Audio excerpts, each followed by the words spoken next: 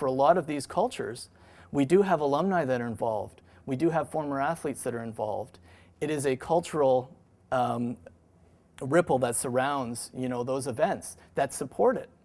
And that's kind of why we are existing in this state of flux. So what happens in that void, when your chapter says you can't do hazing anymore, or your team can't haze anymore, that's almost as bad as what the hazing was doing before.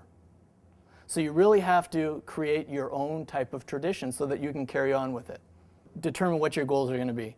We want a tightly knit, cohesive group that is going to do all of these things. Like we want to create lifelong friendships. So start doing things that we know work in a more positive, inclusive environment.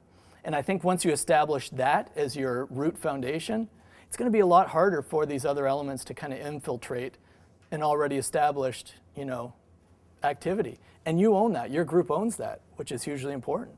It doesn't happen, overnight.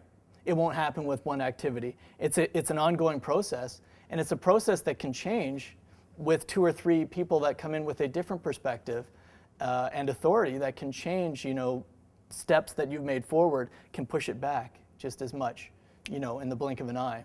Social change and breaking cycles of violence or changing culture is very difficult, but not impossible.